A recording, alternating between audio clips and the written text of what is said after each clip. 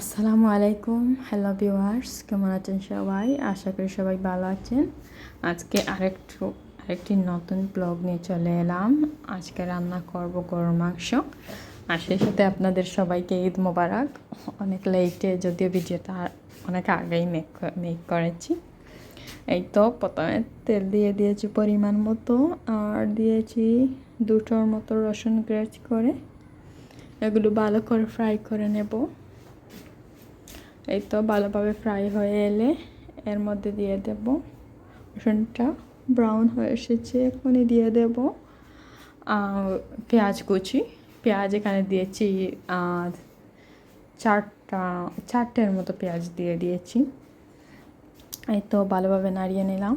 আর যদি কাপ দিয়ে মাপার কথা বলেন তাহলে 2 কাপের মতো হবে পেঁয়াজ দিয়ে দিয়েছি। এই তো ভালোভাবে নাড়িয়ে নিলাম। পেঁয়াজগুলো ভালোভাবে নাড়ানো হয়ে এলে দিয়ে দেব পরিমাণ মতো লবণ। এই ভালোভাবে নাড়িয়ে নেব আবারও, যাতে পেঁয়াজটা ভালোভাবে ফ্রাই হয়ে যায়। এই তো দেখতে পাচ্ছেন আস্তে আস্তে পেঁয়াজটা ফ্রাই হয়ে যাচ্ছে।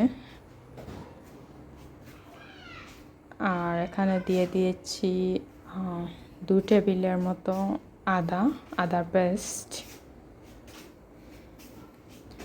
এগুলো ভালোভাবে নাড়িয়ে নেব। এখন দিয়ে দেব পরিমাণ মতো হলুদ গুঁড়ো, 1/2 টিস্পুনের মতো, আর 2-3টের মতো আস্ত আমি রসুন দিয়েছি। আস্ত রসুন দিলে মাংসের স্বাদটা আর একটু দ্বিগুণ বেড়ে যায়। এই তো এগুলো ভালোভাবে নাড়িয়ে নেব। এবার দিয়ে দেব পরিমাণ মতো মরিচের গুঁড়ো, যেরকম জাল পছন্দ করেন। আমি প্রায় 2 টেবিল স্পুন দিয়েছি মরিচের গুঁড়ো, আর 1.5 টেবিল স্পুন দিয়েছি ধনিয়া গুঁড়ো। এগুলো দিয়ে ভালোভাবে নাড়িয়ে নেব। এই তো ভালোভাবে নাড়ানো হয়ে এলে এবার দিয়ে দেব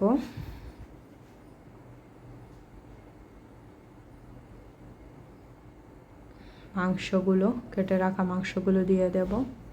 এই মাংসগুলো ছিল কোরবানির মাংস, আর ঈদের দিন আমি এই রান্নাটা করেছি।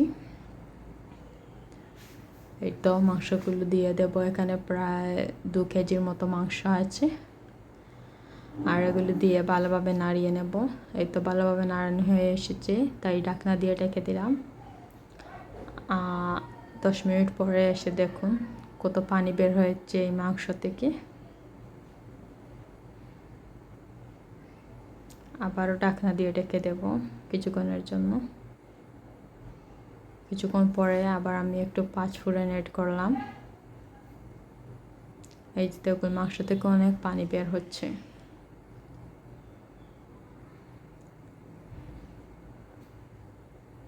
এই তো ঢাকনা দিয়ে ঢেকে দিলাম 5 ফোড়ন দেওয়ার পরে। আর এখন 2টো তেজপাতা অ্যাড করছি, আর দিয়ে দিয়েছি গরম মশলা, যেমন দারচিনি, এলাচি, লবঙ্গ, যে ইনগ্রিডিয়েন্টসগুলো দিতে হয় সবগুলো দিয়ে দিয়েছি। এই তো আবার ঢাকনা দিয়ে ঢেকে দিলাম। তারপর দিয়ে দিয়েছি 4-5 টুকরো আদা জামির, সাতকরা জামির। এটা আমাদের সিলেটে ঐতিহ্যবাহী খাবার।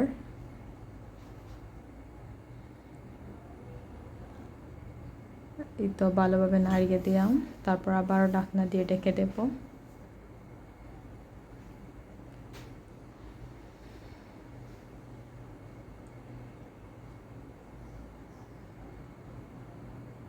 এই যে দেখুন মাংসটা প্রায় হয়ে এসেছে, ফাইনাল লুক। আর অন্য চুলে আমি রান্না করছি খাসির মাংস। এই যে দেখতে পাচ্ছেন মাংসটা হয়ে এসেছে। এগুলা ঈদের দিনে রান্না ছিল, রান্নার ভিডিও। ভালোভাবে নাড়িয়ে আবার ঢাকনা দিয়ে ঢেকে দিলাম। তারপর অন্য চুলায় আমি গরুর কলিজা রান্না করছিলাম।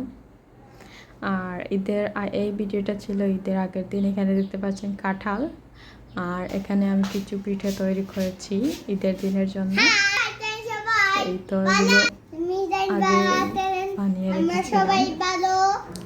তারপর কড়াইয়ে তেল দিয়ে ভালোভাবে ফ্রাই করে নেব। দেখতে পাচ্ছেন। আর এই রান দিচ্ছেন লরিয়া দিয়েছে, লড়িয়ে না, নাড়িয়ে দিচ্ছেন। তারপর নাড়িয়ে দিয়েছে।